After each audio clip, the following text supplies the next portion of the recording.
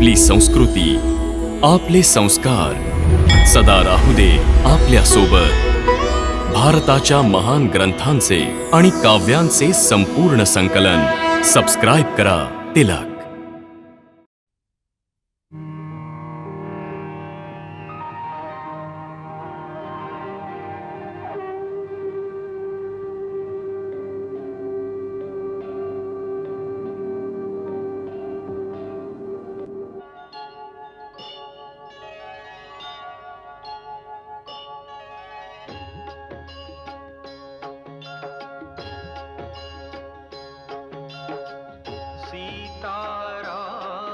चरित अति पावन, मधुर सरस रस किति मन भावन.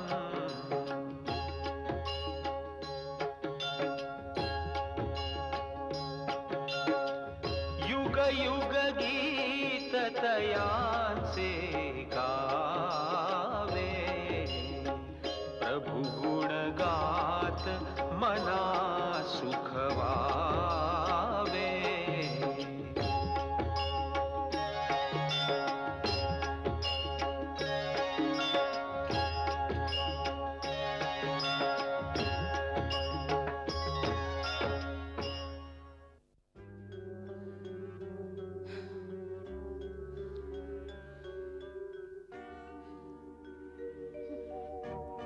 पाहिलंस ना, महाराणी कैकेचा संदेश असतानाही दासीला महाराजांना भेटू दिलं नाही.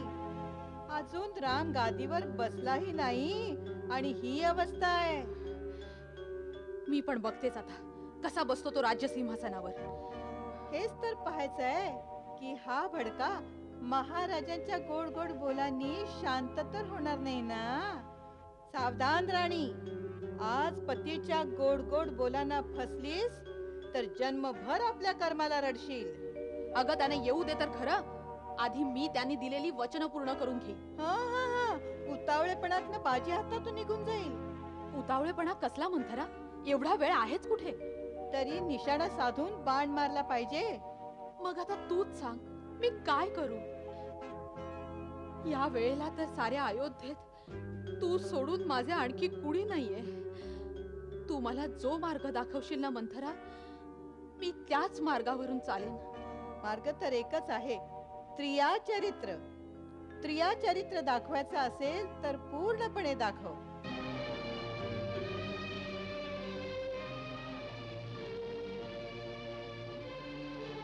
सगळ्यात आधी तू हा आपला सारा साशृंगार उतरवून फेकून दे. काढून टाकले सगळे दागिने. निघून जा सरळ कोप भवनात आणि पाण्याबाहेर काढलेल्या माशासारखी जमिनीवर तडफडत राहा. रडून रडून डोळे सुजवून घे. मग ते खोटे खोटे अश्रू असले तरी चालतील. मग त्याने काय होईल? तुझी ही अवस्था पाहून महाराज हवालदिल होतील. मग ते तुझी मनधरणी करतील, तुझ्या पाया पडतील. राणी, तुझी ही दशा का झाली? ही अवस्था का झाली राणी? अगं, माझ्या प्राणाहून प्रिय, माझ्याशी बोल तरी. पण सावधान, बोलू नकोस. फक्त अश्रू ढाळत राहा. लांब लांब लांब लांब हुंदके देत राहा. परंतु प्राणनाथांना कोणत्याही गोष्टीचं उत्तर देऊ नकोस. मग मी ते दोन्हीवर कधी मागणार? अगं सांगते ना, सांगते. आधी त्यांच्याकडून वचन घे. रामाची शपथ घ्यायला सांग. मग मनातली गोष्ट सांग. जोपर्यंत रामाची शपथ घेत नाहीत तोपर्यंत आपलं मागणं अजिबात सांगू नकोस. विसरू नकोस, नीट लक्षात ठेव.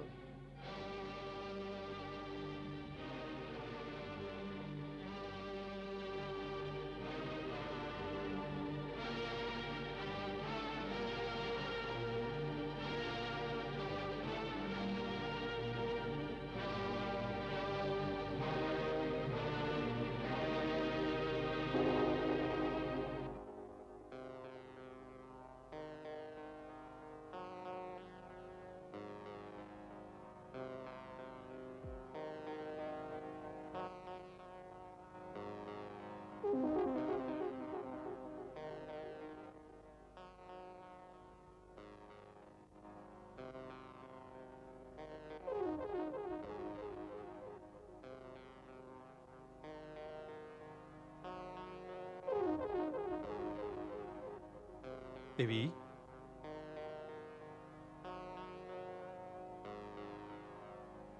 देवी कैकई,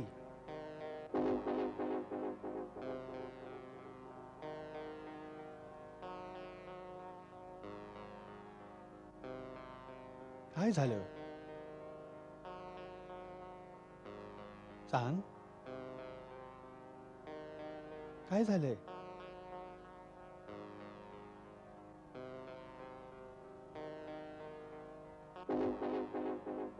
अरे, हा काय वेश केला आहेस? सांग, काही बोल तरी. हा क्रोधाचा अग्नी कोणी भडकवला? कोणी तुझा अपमान केला? असा कोण आहे ज्याचा मृत्यू त्याला बोलावतोय? सांग. काही हे बघ, आम्हाला तुझं गप्प बसणं सहन होत नाही. तुला ठाऊक आहे की तू आम्हाला प्राणांपेक्षाही प्रिय आहेस. तू जे म्हणशील ते करू शकतो. जे हवं ते तुला देऊ शकतो. तुला हवं असेल तर राजाला भिकारी करू शकतो किंवा भिकाऱ्याला राजा. देवी, जिथपर्यंत सूर्याचं चक्र फिरतंय तिथपर्यंत सगळी पृथ्वी माझ्या अधिकारात आहे. द्रविड, सिंधू, सुवी, सौराष्ट्र, दक्षिणेचे प्रदेश तथा अंग, बंग, मगध, मत्स्य, काशी आणि कौशल या सर्वांवर माझा अधिकार आहे. इतक्या मोठ्या साम्राज्यात जी सर्वात मौल्यवान वस्तू असेल ती माग, मी त्या क्षणी तुला देईन. पण माझ्यापासून असं तोंड फिरवू नकोस. तू रुसलीस तर आम्ही जगायचं कोणा आधारे? देवी, सांग तुला काय हवंय. आम्ही तुला वचन देतो, जे मागशील या क्षणी देऊ. देणार देणार असं नेहमीच सांगत आलाय आपण. कधी काही दिलं तरी आहे का? आज नवीन वचन घेऊन आला आहात. अजून तुम्ही पूर्वीची वचनं कुठे पूर्ण केली आहेत? मी या नवीन वचनांना घेऊन काय करू? देवी, कोणती पूर्वीची वचनं पूर्ण नाही केली? पाहिलत, तेही विसरलात.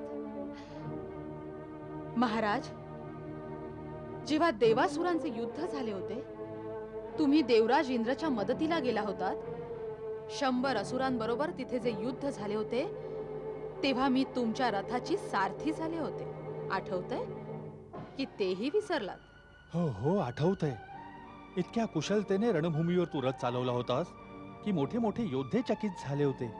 आणि त्या युद्धात जेव्हा तुम्ही भाल्याचे टोक लागून जखमी होऊन मूर्छित झाला होतात, त्यावेळेस जर मी त्या शत्रूंच्या मधून रथ घेऊन तिथून गेले नसते ना, तर तुमचे प्राण वाचले नसते. मी रथाला एका निर्मनुष्य स्थानी घेऊन गेले. तिथे तुमची सेवा शुश्रूषा केली. त्यामुळेच तुम्ही शुद्धीवर आला होतात. तुमचे प्राण वाचले आणि तुम्हाला एक नवीन जीवन मिळाले होते. आठवतंय ना? आठवतंय, सगळं आठवतंय. त्या देवापासून आम्ही आमच्या प्राणांना तुझीच देणगी समजतोय. हवं तेव्हा तुझ्यावर आम्ही आमचे प्राण ओवाळून टाकू. तुमचे प्राण घेऊन मी काय करू? मी तर फक्त एवढीच आठवण करून देतेय की त्यावेळेस तुम्ही मला म्हणाला होतात, प्राणप्रिये, तू माझ्या प्राणाचे रक्षण केले आहेस. मी तुला 2 वरदान देतो. माग, काय मागायचं आहे तुला? हो हो.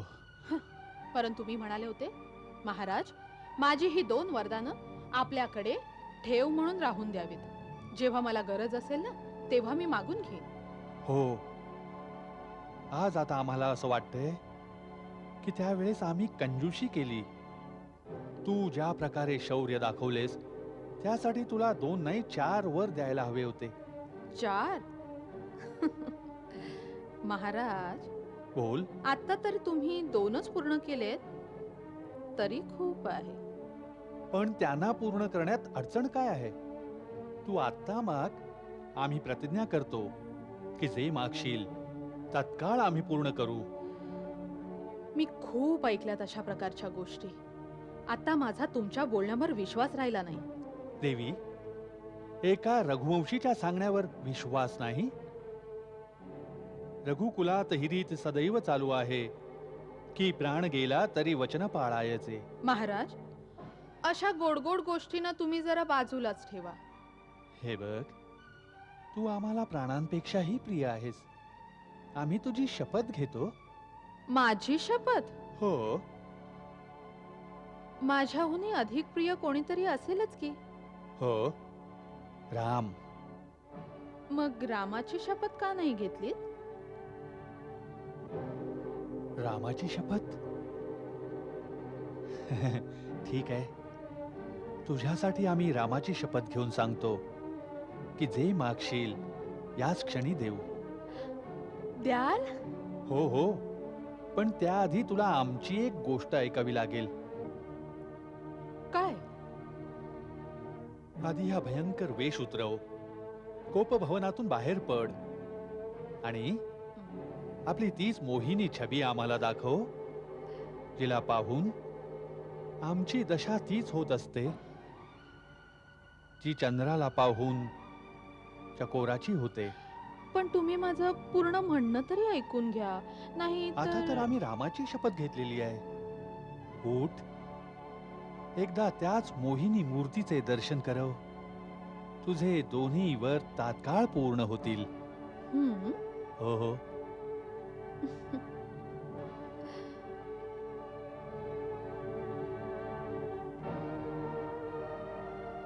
उद्यापासून आम्ही अयोध्येतील सर्वात व्यस्त व्यक्ती असू.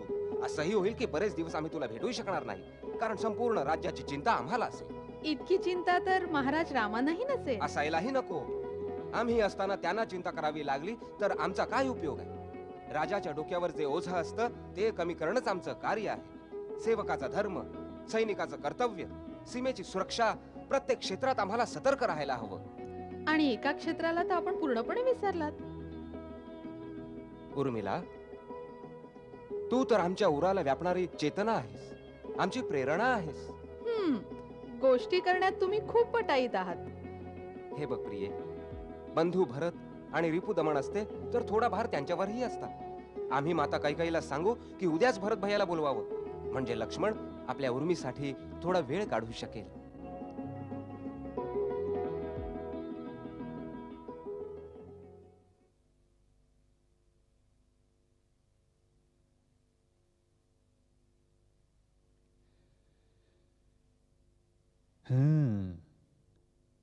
आता वाटतेस दशरथाच्या हृदयासनावर विराजमान एक साम्राज्ञी. हे पैस माझ्याजवळ ऐक. सगळ्या नगरामध्ये कसा आनंद पसरलेला आहे. प्रजा रामाचा राज्याभिषेक साजरा करते. तो तर मी ऐकतेच आहे, पण तुम्ही माझी राहिलेली अर्धवट गोष्ट तर पूर्ण करा. माझी ती 2 वरदानं. आज्ञा कर, सांग काय हवंय. आज मी आपल्या रामाच्या नावावर सगळं काही ओवाळून टाकेन. माग, जे पाहिजे ते माग. मला तर फक्त माझी 2 वरदानं हवीत. आधी हे मागू की हे मागू? काही हवं ते. हम्म. तुम्हीच सांगा.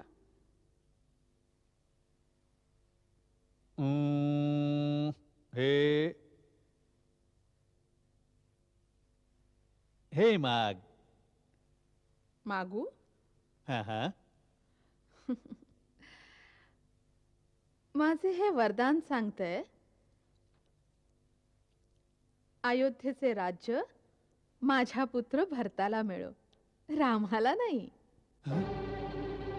काय? भरताला? हो महाराज, भरताला. आणि दुसरे वरदान, रामाला 14 वर्षांसाठी वनवास. काय? रामाला वनवास? हो महाराज, 14 वर्ष रामाने तपस्वींसारखं मुनींच्या वेशामध्ये वनात राहो त्याला कोणत्याही नगरात जाण्यास बंदी असावी.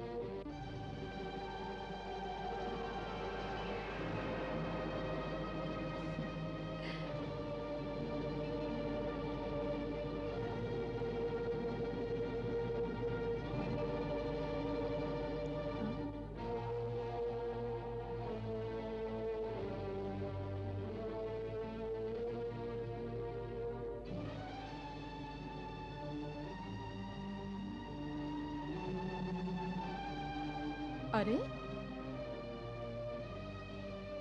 माझं हे बोलणं ऐकून तुम्हाला हे असलं काय झालं महाराज?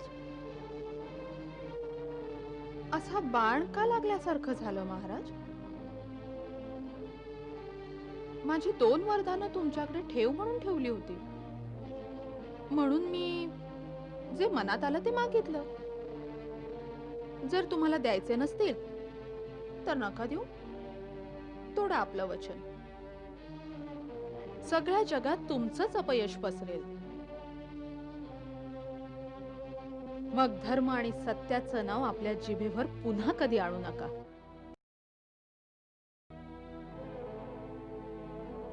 काही माहितीये तू काय मागतेस? अगदी व्यवस्थित कळतंय महाराज मी काय मागतेय ते. नाही, हे कसं शक्य होऊ शकतं? हे वर मी कसे देऊ शकतो? एवढ्या उदारतेने मोठे सत्यवादी होऊन कोणत्या विचाराने आपण हे म्हणाला होता? माग, काय हवंय तुला? जे हवंय ते माग. काय वाटलं होतं तुम्हाला की ही भोळी भाबडी कैकई थोडेसे चढेदाणे मागेल म्हणून? अरे, मी एका राजाची मुलगी आहे, एका राजाची धर्मपत्नी आहे. एका राज्यापेक्षा कमी मी आणखीन काय मागू शकते? हा विचार नव्हता केला? करायला हवा होता पण नाही केला. यामध्ये तुझा दोष नाहीये, कारण की मीच तुझं खरं रूप काय ते नाही ओळखू शकलो. मी याला एक हिऱ्याचा हार समजून गळ्यात घालून फिरत होतो. ती एक नागिन निघाली. महाराज, तुम्ही तर बायकांसारख्या शिव्या देऊ लागलात. कसले वीर पुरुष तुम्ही. मला तर तुमच्याकडे पाहून हसू येतंय.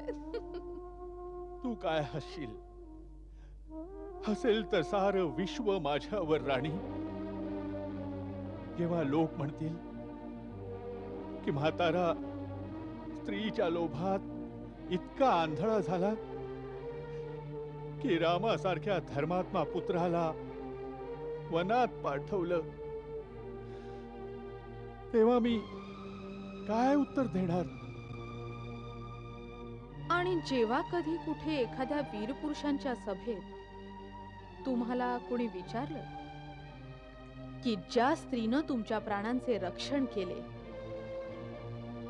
जिचे तुम्ही ऋणी होतात, जिल्हा तुम्ही आपल्या धर्माची शपथ घेऊन वचन दिलं होतं, जेव्हा त्या बिचारीने तुम्हाला आपली वचनं पूर्ण करायला सांगितली होती, तेव्हा तुम्ही आपल्या वचनांपासून भित्र्यासारखं तोंड फिरवलं आणि हारलेल्या जुगाऱ्यासारखे तडफडलात. तेव्हा तुम्ही काय उत्तर द्याल महाराज? स्वर्गात बसलेले तुमचे पूर्वज तुमची किती शोभा पाहतील. काही तू मला कुठलेच नाही ठेवलेस, कुठलेच नाही ठेवलेस. नारी तर देवीचे रूप असते, पण तू आमच्या कुळाचा नाश करायला आलीस. हे देवा, मी अशा नारीवर विश्वास का ठेवला? इतका संताप का करताय महाराज?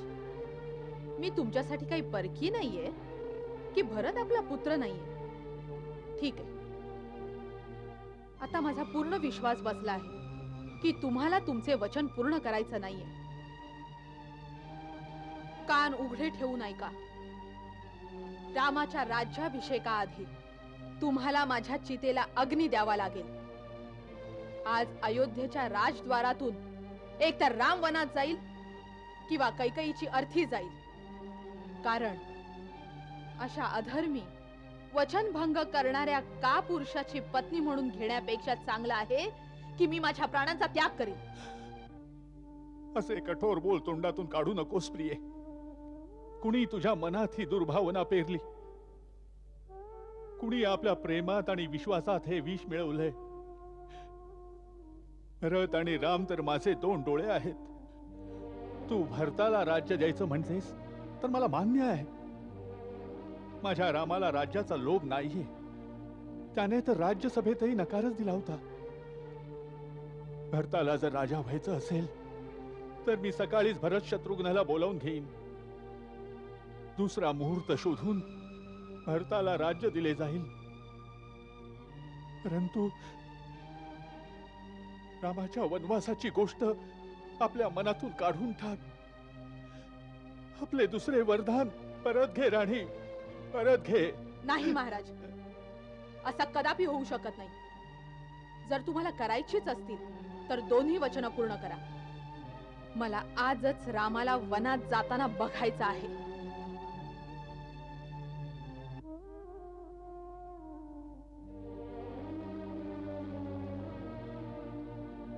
राणी, तू माझे मस्तक माग. मी आता तुझ्या चरणात ते टाकीन. पण रामाच्या विरहात तू मला नको मारूस. तू मला नको मारूस राणी.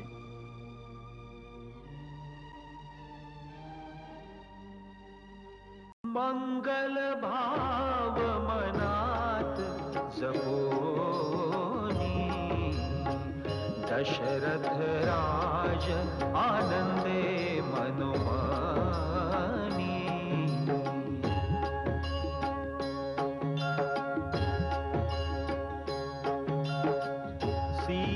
सीताराम चरित अति पावन मधुर सरस रस किति मन भावन.